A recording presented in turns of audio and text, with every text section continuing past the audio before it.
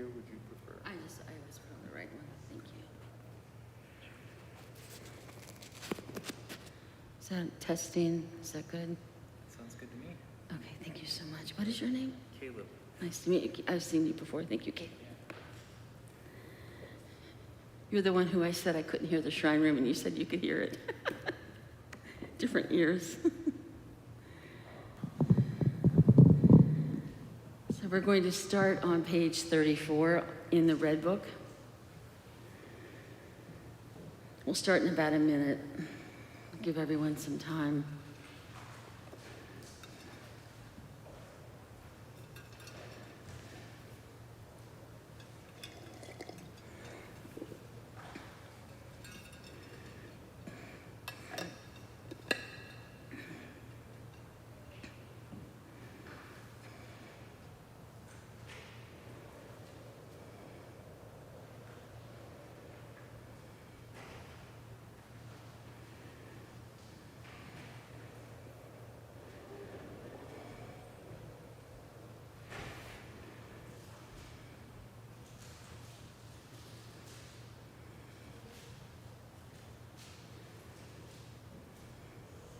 I always like to preface my talk before the recording begins. If at any time this talk doesn't work for you, you can just get up and leave. I completely understand. I'd rather you not, because it makes me feel inadequate. But I've certainly done it before in my own life. And the restrooms are right outside the door in case you need to go to the bathroom. So good morning, everyone. Just for recording's sake, this is Columbus Karma Texum Chuling, KTC, and today is November 6th, 2022. I'm Cathy Lamo Jackson, and the talk today is going to be on pilgrimage. And we will begin primarily pilgrimage, I would say, in India, but also in your lives, how that affects you. And after this talk, we're going to have a special presentation for Kim Miracle, who's been our incredible director all these years during the build of this building and before. So just to let you know, that's going on immediately after this talk. So I might cut out a little early. So why don't we first read this on page 34. This is called the Tashi prayer, which means auspiciousness, also called verses of the 8 noble auspicious ones. And I spoke on this maybe a month ago on a Sunday talk. And this is a prayer that is traditionally done when you begin anything new. In the morning when you wake up. Also, before you go to bed at night, you say this prayer for blessings. And it is a prayer that was actually spoken by the Buddha. So it's very ancient words. It was re-edited by Mipam Rinpoche, but it's a prayer where we're asking for blessings from the Buddhas, from Bodhisattvas, their partners or consorts, and protectors from very ancient times. And it has, the history of this is, we were told about this prayer probably in around 1990 by Khenpo Karthar Rinpoche, who was the founder of this center. He lived in upstate New York in our monastery there.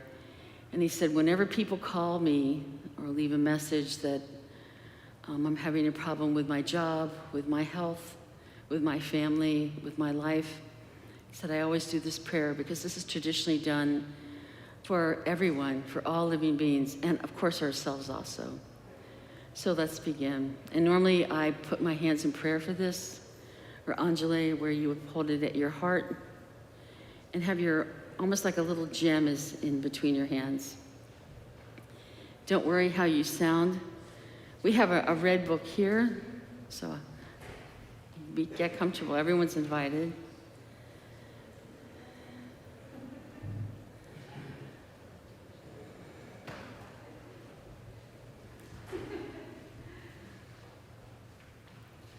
So there's more red books in the back if you don't have one. We're on page 34 for those that just sat down. Thank you. This is a great prayer to memorize.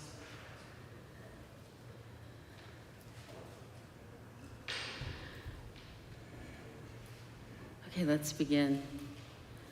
Om Nam Si Nanda Ran Xin Lun Zhu Bei Da Xi Jiu Zhi Xi Na Shu Ba Yi San Jie Zhi Dan Yan Dun Ba Bei Zhou Kun La Cha Ca Da Cha Tra Xi Shou Zhen Mi Yao Bo Sa De Dun Zhu Gong Zhang Bi Gen Ba Ge Zha Ba Dan Ba Kun La Gong Bo Ya Qian Zha Ba Qian Lun Bu Ta Ba Ca Zha Ba Dan Ni Sem Qian Tang Xie La Gong Zha Bei Pao Yi Zin Cai Bao Ca Ra Zha Bao De Tan Tu Bei Zha Xi Pao Bao Wa De Wa Che Ba Ge La Cha Ca La Yang Pa Shu Nu Pao De Dor Jie Zin Chen Rui Si Guang Gong Bo Zhang Bai Bao Sa Yi Nim Bo Zhui Ba Nam Ba Sa Nam Ki Nim Bo Pa Cho Kun Tu San Wu Bao Dor Jie Bei Gar Lun Qi Dan Nu Bu Da Wa Reo Di Ni Ma Yi Cha Tsen Le Nam Tra Shi Bao Gi Chou Jian Chu Tsen Ba Ge La Cha Ca Lo Rin Xian Du Jiu Tra Shi Se Gi Nga Dun Zong Bu Sa Yi O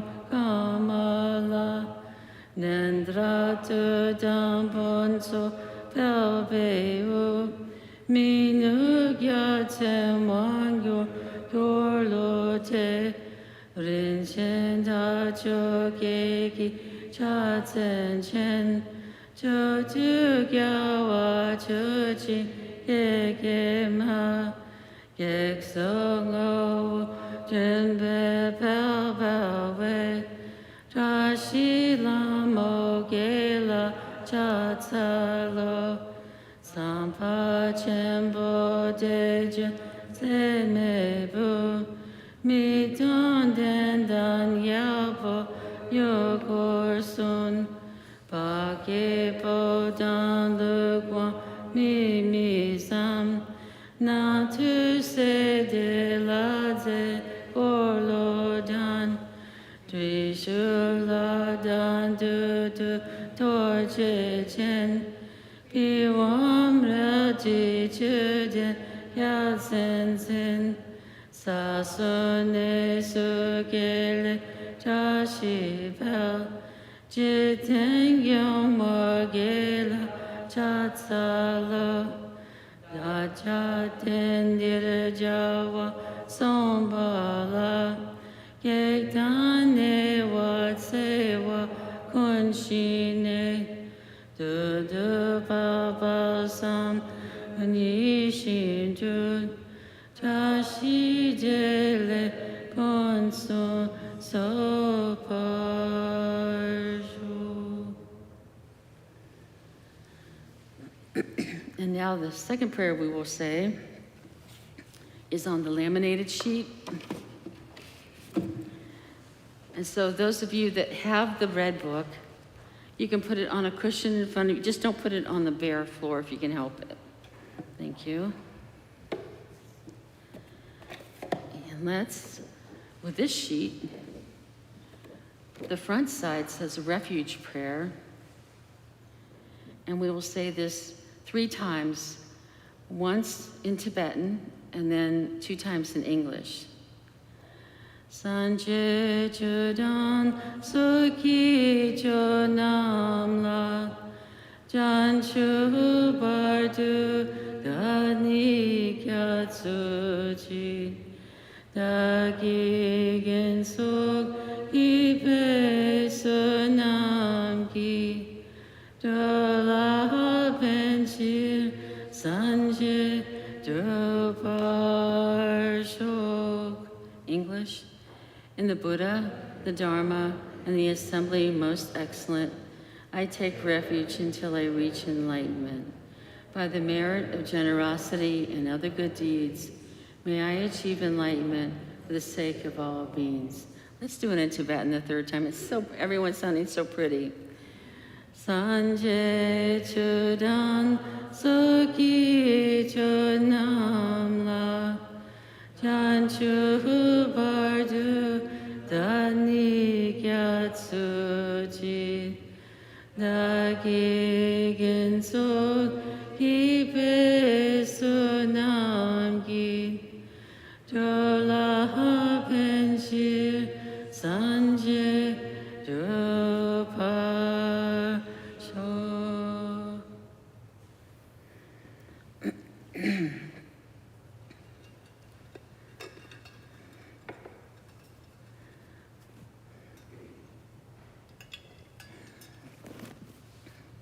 I don't think I've seen this many people in here for a class. This is great.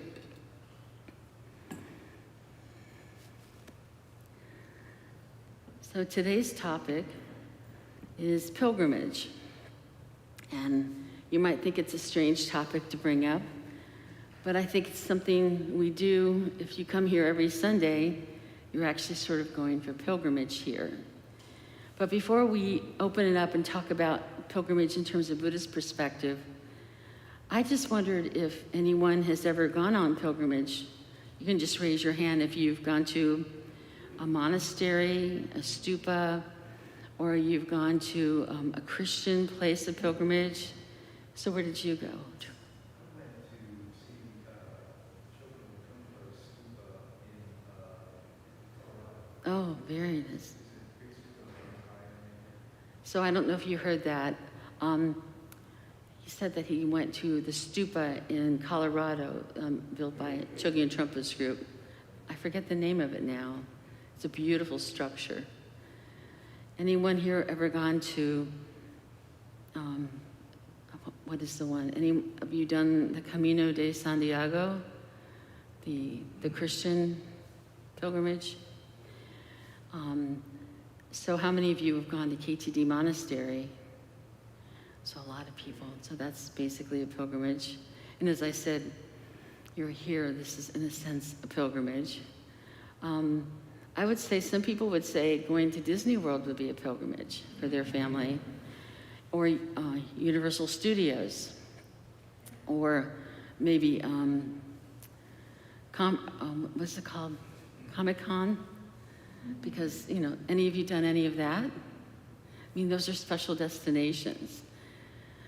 So maybe first I should talk about what I'm talking about today for pilgrimage.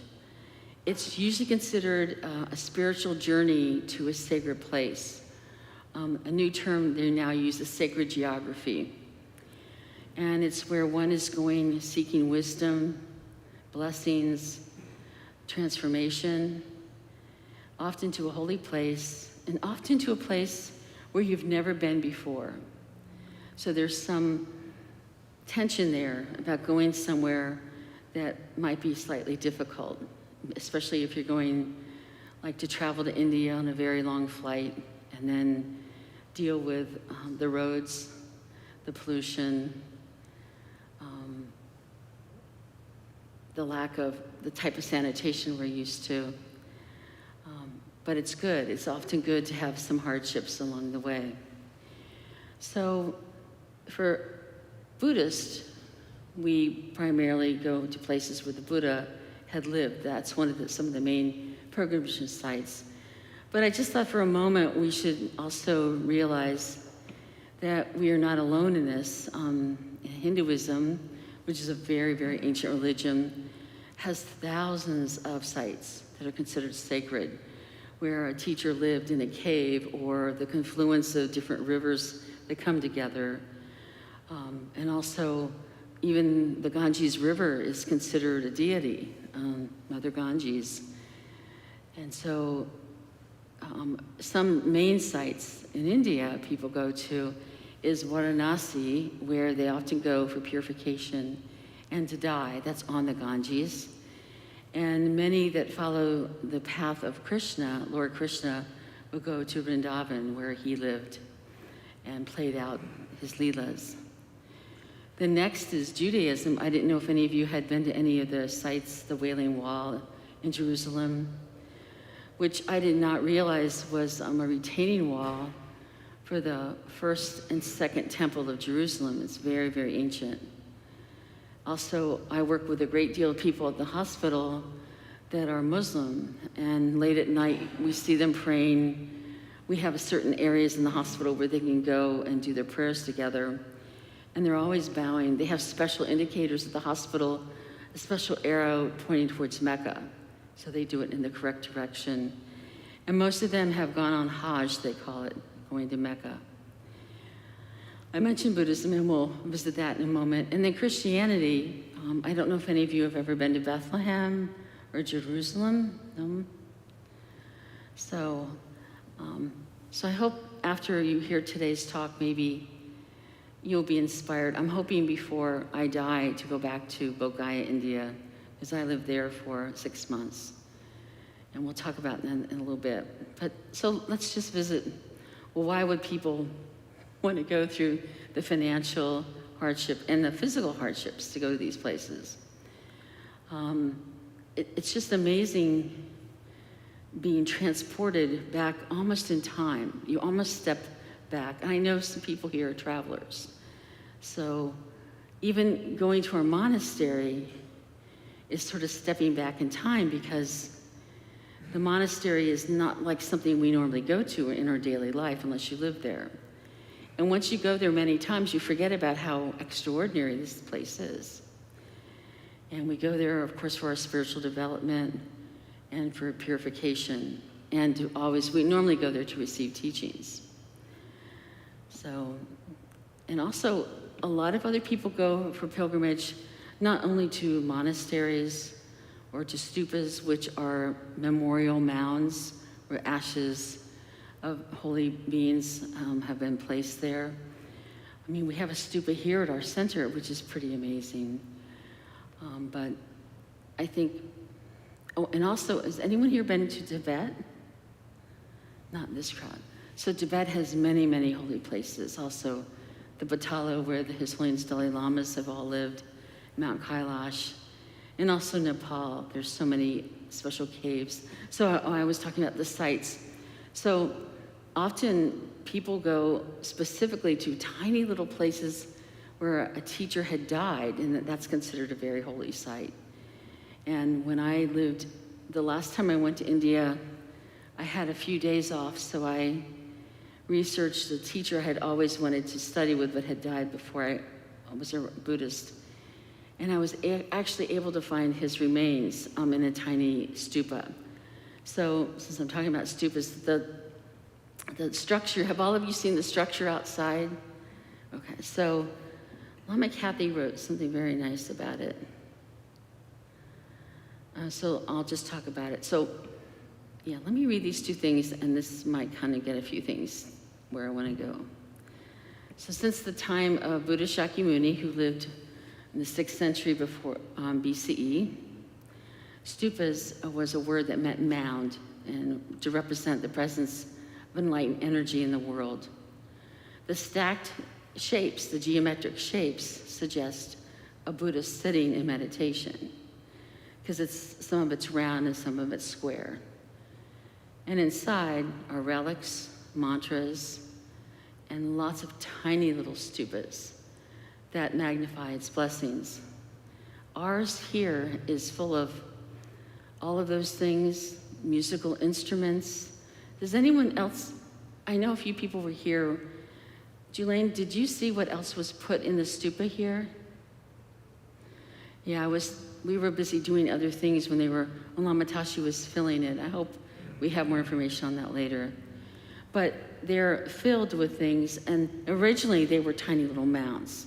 And Orville said, my husband studied a lot of East Asian art history, and he said at the time when the Buddha died, going back to India for a moment, because he lived and died in India.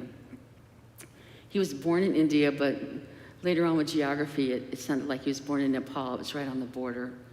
So there were 4 main places where he was born: Lumbini, where he awakened, Bodh Gaya, where he did the first teachings in Varanasi and Sarnath area, and then where he died in Kushinagar.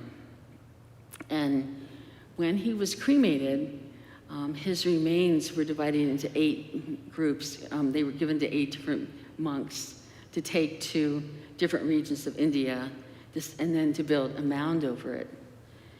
Well, that was what, the 6th century BCE. Around the 3rd century BCE, those mounds had kind of really almost gotten lost. So along came an emperor called Ashoka. Anyone hear of him? Oh, how do you know about him? I watched a few teachings now, and he was supposed to be one of the persecuted that made Buddhism. Right. So I think I can't hear really well because all of our wonderful masks for protection. But he lived, he was a famous conqueror. And this is a time where things are very tumultuous in India. So many different things were happening, different groups coming in. And eventually, at one battle, there were over 100,000 people that were displaced, 100,000 people that were killed by his troops. And he looked out on the field and he was so overwhelmed with sadness of what he had done, he became a Buddhist. He converted to Buddhism. And in doing so, he decided he was a real organizer. So he went to those 8 places and he dug up the relics. He left some there, but then he dispersed it to 84,000 other sites. And he started to build very long-lasting structures instead of just a mound of earth. And he actually kind of was part of a team that discovered making sandstone bricks. And some of them are still standing today. So the most famous place for pilgrimage in India is where the Buddha was enlightened, called Bodh Gaya. And my husband and I were very fortunate to live there for a long time. I mean, a long time is 6 months there is a long time. You know, everything about it was rough, but wonderful at the same time. And the activity for your whole day was, you would eat, you wake up, you would eat. We didn't have really much water to shower because it was pretty rugged. But then everything was about going to the stupa to practice. And it's ancient. It's so ancient that in India, there was no excavation for centuries. So everything just kept building up on itself. So to go into Bodh Gaya, into the actual Mahabodhi temple complex, you go down about 20 stairs. And there's a whole other world down there. And there's 3 different levels where people would do circumambulation around an edifice that today stands 150 feet tall.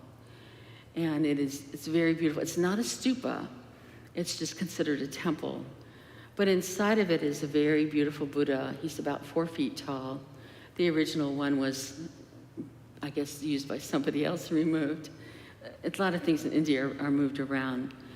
And all over the grounds are tiny little stupas, kind of like the one we have here, a little bit bigger, but kind of funny looking, because what happened is this was all lost. So jumping back for a moment, the 3rd century BCE, when Ashoka built monasteries, built these stupas, well, over time, there were a lot of conquering groups of people that came through, and they destroyed the entire area. They destroyed most of the stupas.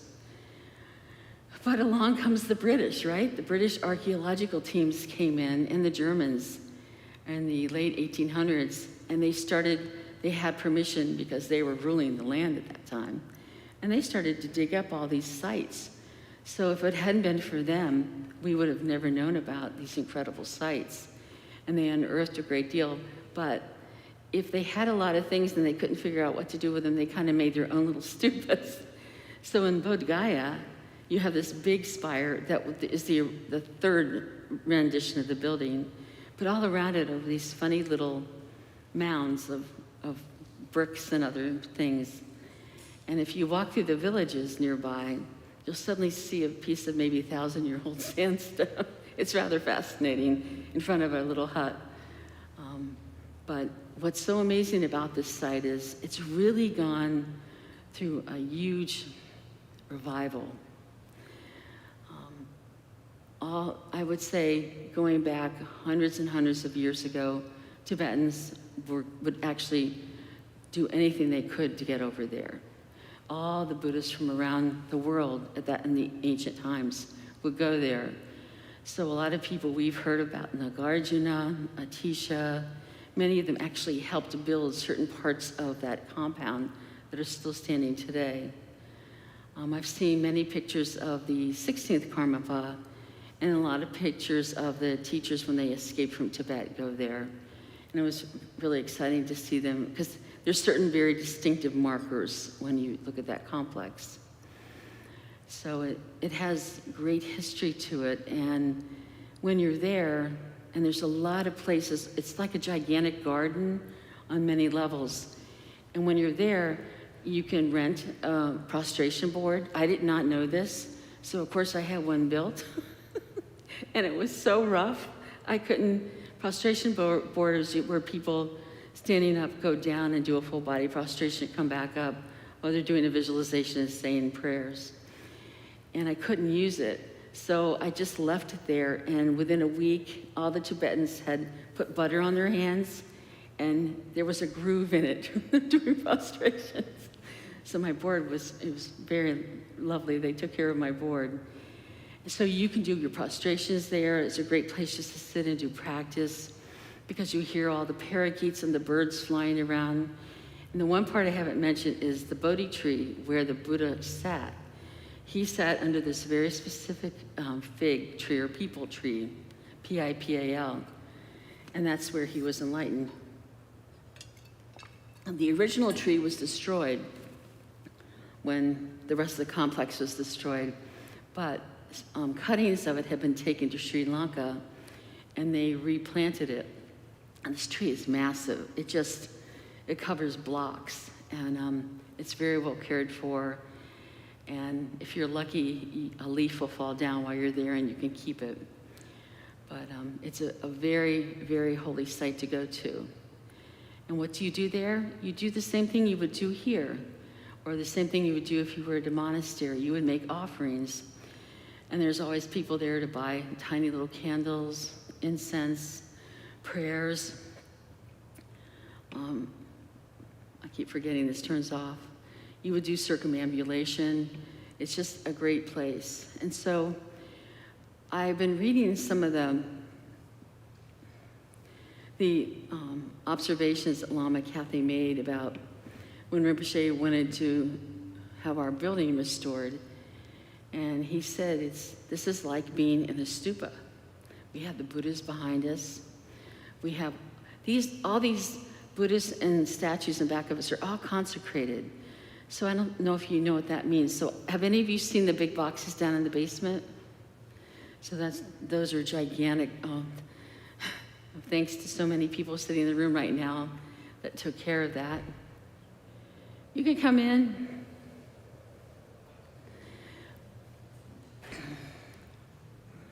So we are so fortunate that we have here all these statues in back of us.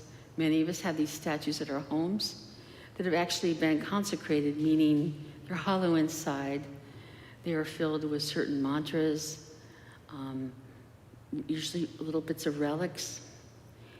And these particularly would all have relics in them. And then special prayers are said to them, over them, so that the blessings of that statue flows out to help everyone else and inspires us. So in a sense, even though I got to live somewhere where possibly the dust of the Buddha was still in the air, even here, that's still the same. We're so fortunate to have all of these different things that are sitting here. This is very rare. If you go to our monastery, it's bigger and grander, but we still have this. And what's so amazing, I was looking at the shrine this morning, I forgot most of these statues were the ones that were in our fire that survived. Maybe they are not as shiny, but they survived that amazing fire that destroyed everything except the statues. So they're very, very special. And also at our center, we have this beautiful stupa outside where when you come in, it would be really nice if, sometimes you can't see it, it's blocked a little bit by the trees, but just go a little bit past them and you'll see this concrete form. And Lama Tashi last November with many monks from the from KTD Monastery and lamas from Karmi Ling, monastics from Karmi Ling, consecrated it. And it was pretty intense, all the offerings. Chuck knows there was fire pujas going nonstop, and it was a very active time because Lama Tashi, who consecrated that, and who will be consecrating our statuary that will be brought up here eventually, he's very thorough. So we're very fortunate to have him. So even though maybe you don't want to spend 18 hours on a flight to India and go to Bodh Gaya, India or somewhere, you can always come here. And I think that's very important for people to realize. I just wanted to see. I also wanted to talk about, this building, this is very traditional Tibetan to build on top of another building. So this building, this site is where we have had so many special teachers come. His Eminence Situ Rinpoche, Jama Rinpoche, Gyaltsen Rinpoche, Trungpa Rinpoche, Mingyur Rinpoche, of course Genpo Karchen Rinpoche, and many, many lamas have all been on this site, consecrating it further. So going back to, if you're in a place like Bodh Gaya, you might also be there for the big prayer festival called a Munlam that is right down the street. It used to be on that site, but it was too crowded with 5,000 people. So, but during certain parts of the Munlam, they actually go back to Bodh Gaya itself, to the Mahambodhi temple, and make offerings there. So have any of you ever thought to travel to Asia? To go? I hope I'm not playing it downplaying. I wish I had a slideshow, but I haven't figured out how to do it with this newer system that we're doing, but I'm working on it. I'll tell you one story. One morning, I used to get up very early to go to there and do I was just beginning prostrations. And I would get my little board and start doing prostrations. And somebody came over to me and poked my arm very hard. Tibetans, to get your attention, often will just poke your arm. And so I looked up and there was this really very, very demure looking old lady. And she was dressed as a nun. And she kind of grabbed my clothes, so I stood up. And I noticed she had a bucket with her, so she handed me the bucket, and then she handed me another one. And then I didn't realize there was a tap nearby. We filled them with water, and I followed her around. And so you do circumambulation when you're at the stupa. So we went in the correct pattern. And suddenly we're standing in front of the Bodhi tree, which there's a gate all around it. And where the Buddha sat and this was built by Ashoka.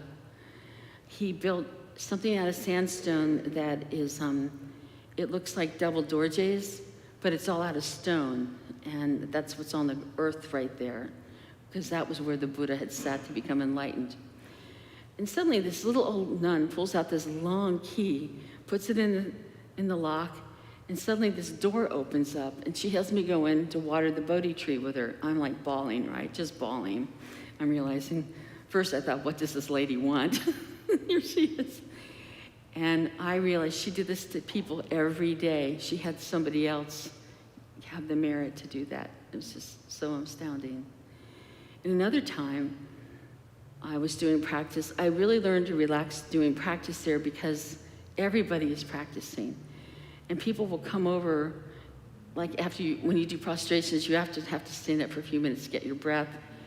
And someone will come over and just start talking to me. I'm like, why are they talking to me? This is my practice time. But people are much more relaxed doing practice there because they're there for months usually doing practice. And people would hand me oranges and want to know where I'm from. And one day, this man came wearing very different clothes. That's the coolest thing about Bodhgaya. You will see people from every corner of Asia there. There were people I would walk up to and ask, and people couldn't speak any language that anyone else knew. They were so from remote corners of India and other places. And often I would get there at 6 a.m. when they opened the main gates. And some days I would realize there was already like 50 Tibetans already in there, really old ones, all doing prostrations. And I found out that in the middle of the nights they would climb over the fences because they had basically escaped from Tibet to go there. They didn't, go down to the street, go over to New York City and get a visa to go to India. They just went to Bodhgaya. And also, they usually never washed their clothes because they felt it was so sacred to be in Bodhgaya. Because they would take those clothes when they would go home and give them to other people as relics of having been around the dust of the Buddha. But this one day, it was the afternoon, I remember, and this unusual looking man came up to me and started talking to a monk who could understand him. And he was from Bhutan. And I used to have long blonde hair. And he said they never saw a wrathful one that had white face, because usually our wrathful deities have yellow hair. And he thought it would be really good for the village if somebody would pray for them. So it gave me like 10 rupees. I'm like, no. And the monk said, you have to take it. So of course, I used it somewhere else. I lit candles for him. But he told me to do 108 prostrations for his village. It was the sweetest thing. So there's an amazing camaraderie when you go on pilgrimage. It's not just about you. You start learning about all these other people that are searching. They're searching for inspiration. And it's just astounding. So there's so many people in this room I know have been to our monastery and have been to Karmay Ling. Would any of you like to talk about it as an experience of pilgrimage? This is a really quiet crowd today. No? Eric? Eric, would you mind going up to the mic? No. Eric has taken me so many times to the monastery. So I'm talking about pilgrimage today. Yes. Absolutely. He's a famous storyteller. One of my favorite parts of pilgrimage is making a pilgrimage to the pilgrimage. Particularly with this one, because she has so many good stories and knows so much stuff. I'll say two things. One that piggybacks on something you just said. During the Karmapa's first visit to America, we went up to Karmay Ling after we were at KTD. It was kind of a thing, not everybody went. And it was raining and inclement and muddy. And they set this tent where Karmapa and all of us would be up on the hill. And the hill was solid mud. And they parked all these cars on the hill. And people kept getting stuck. It was like sometimes you go on pilgrimage and when you want to leave, you can't. That's considered good fortune. Anyway, I think the first time I went to KTD even, I ended up with leaving my car in the parking lot. I was there for about a week. And no, it wasn't the first time, but I'd been chasing around. Dalai Lama was giving a series of talks, and I saw him in Buffalo. Then I went to see my son in college in Rensselaer, And then I drove down to KTD because Dalai Lama was going to be there. Left my car sitting there. I was in heaven.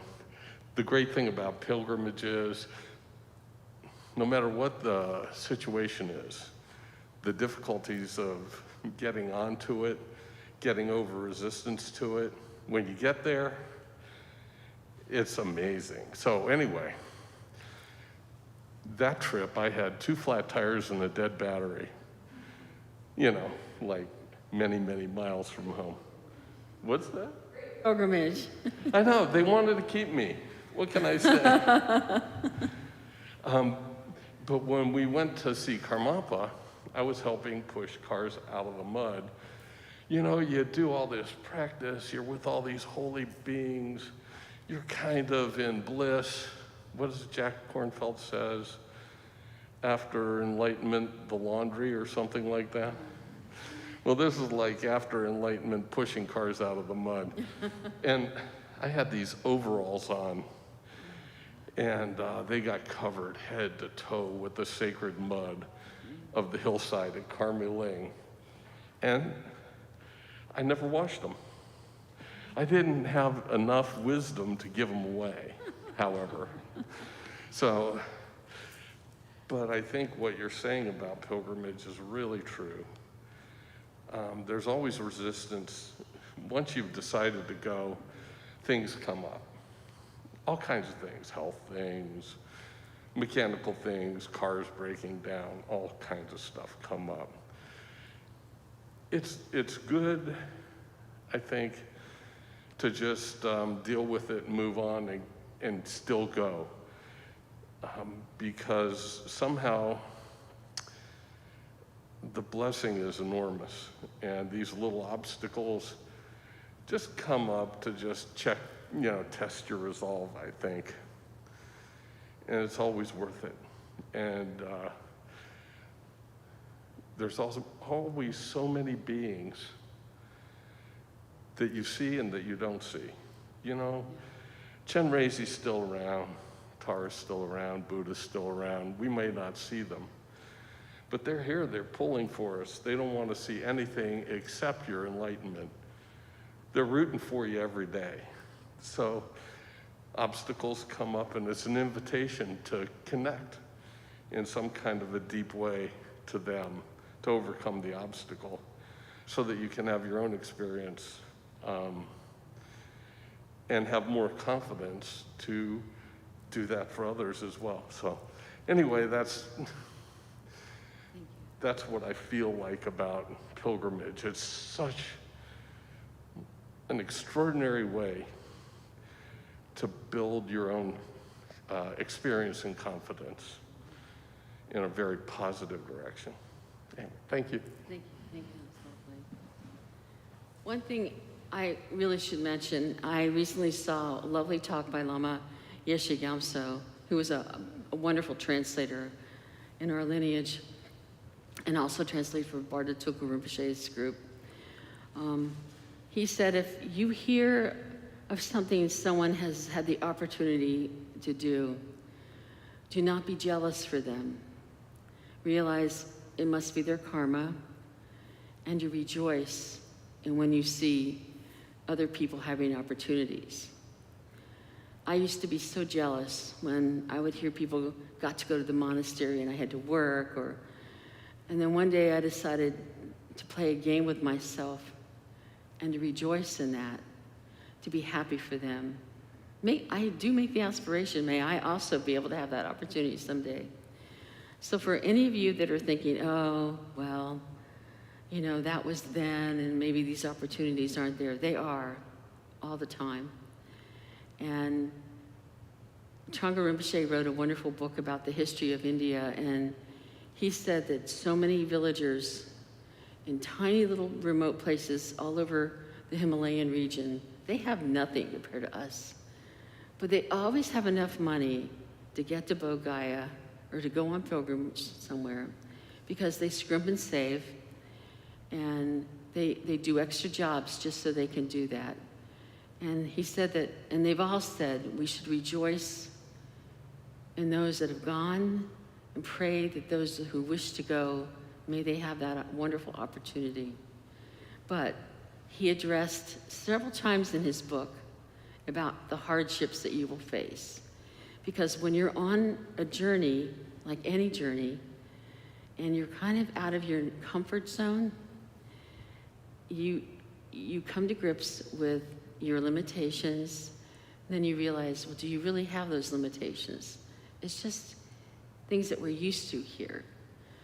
And I remember the last time I was in India, one time I got to actually go with Khenpo Karthar Rinpoche, which was a very rare event. He, as I mentioned earlier, for some of you who don't know who he is, he died in 2019 in his late 90s. He was an amazing teacher. And he let me and my husband go with him and a few other people to Bodh because His Holiness Gyalwa Karmapa was going to do the first Manlam there. It was the roughest trip of my friggin' life. I had already lived in India. I was older. There was no railing in most places. I've had a stroke. I could hardly walk through certain areas because you had to walk through really narrow places where all these monks are sitting. And after day one, all the monks would put their hands up. So I got to hold on to people as I walked down. It was amazing. I would go to other areas where the guards would want to almost throw you down the stairs because I moved a little slower. And then after day one, a guard realized I was a little disabled. He walked me every day. It was the sweetest thing. But after we left Bodh, we had to go somewhere else. And this one night, the room where we stayed for us was deplorable. It was all moldy and funky. I have asthma. I was just weeping. I was miserable. And Khenpo Karthar Rinpoche came to our room and apologized. And I felt terrible because his room, I'm sure it was worse. But I really learned then to suck it up. Just suck it up and realize it's all blessings. And when my husband and I did live in India years ago, I was sick almost every other week with dysentery, worms, you name it, I had it. I got the weirdest fevers of my life in India. It's just my karma, I guess. And everyone's mantra was, oh, the Buddha. So the Buddha has actually said in many places in the sutras, is quoted to say, it's really wonderful if you can go on pilgrimage. So I realized that, oh, and this other quote is, it's wonderful if you die in a pilgrimage site. So people are always saying to me, don't worry if you die here, this is a great blessing. I never felt threatened or anything. I mean, I felt very safe there, even in terms of my health. It was just, I wasn't, I was outside of my comfort level. And then after a while, I completely enjoyed every moment of it. But it took a while because I had to get comfortable with the uncomfortable. But going back to modern day today, I just hope that all of you realize where you are right here is very rare. It's considered just to be a Buddhist or to go to a Buddhist site is as rare as a star in a daylight sky. To be here, to have this incredible building that our wonderful board, and I believe Kim is here. Is she sitting here? I thought I saw her. There you are. Hi, Kim. I swear you came in that way originally, so I didn't see you. Thank you, Kim, for everything. I'll never stop thanking you. And, of course, Bill. And Chuck and Eric and all the people that were on the board all these years. And all the people that donated money over the years. I was just so surprised being at certain events. I mentioned this before. One time Lama Tom asked a few of us if we wanted to go to the monastery, and I said, no, I don't have enough money. He said, no, it'll all work out, and it all did. We couldn't stay there. And it was a special ceremony where Khenpo Karthar Rinpoche was being blessed by the Karmapa. I had no idea the Karmapa was there. And I think what took my breath away was maybe there were 5 people in a room of 500 I knew. Normally, most of us know a lot of people. They were all from Taiwan, some of them from China. some Japan, and other areas throughout Asia. And then there was a Tibetan group, and they were all there to celebrate Khenpo Karthar Rinpoche being blessed by the Karmapa. This is when, if you've ever seen pictures, he actually stood on his throne and read prayers. I've never seen that before. And then he put the red Sindaru powder on Rinpoche's forehead. He fed him yogurt. He blessed him. I mean, talk about a place full of blessings. It was unbelievable. But the part of the story that blew me away was outside in the main kind of entryway, it was a table and it said Columbus KTC. And I'm thinking, what is this? And it had all of Rinpoche's practice material, his bell and dorje, his damaru, and they were selling it for outrageous money for Columbus KTC. And I didn't even know that in Lama Lodra, one of the nuns that a lot of us know, she came over to me and she said, this is for the center. And I said, I don't even know these people. And she said, I know. She said, we have a big organization. So today, we should rejoice in all those that help donate their money and their kindness and their energy and their effort for this building. So it's 12:20. I doubt if there's any questions about today, but I hope that you have the opportunity someday to go. This is a wonderful, wonderful place for pilgrimage. Even your home when you practice is a type of pilgrimage. But someday I hope you get to go where the dust of the Buddha is still in the air, and go there and also have some adventures. And if I do go, I'll let people know. I would love just to have a group to go. We should find a Lama, a Tibetan, or Bhutanese. Take us there. They have all the connections. Okay, so let's take a moment, and we'll read the dedication prayer at the flip side.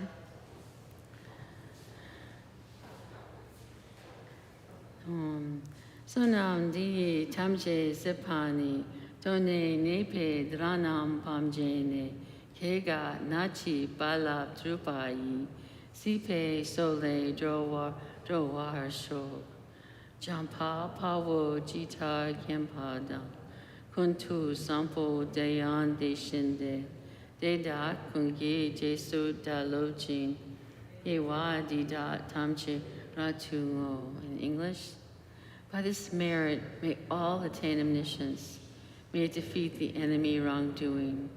From the stormy waves of birth, old age, sickness, and death, from the ocean of samsara, may I free all beings. The courageous Manjushri, who knows everything as it is, Samantabhadra, who also knows in the same way, and all the Bodhisattvas, that I may follow in their path. I completely dedicate all this virtue.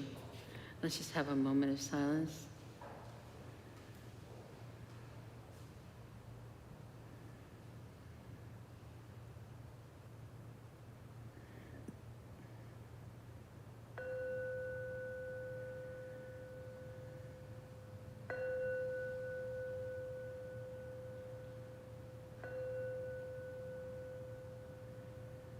Thank you, everyone.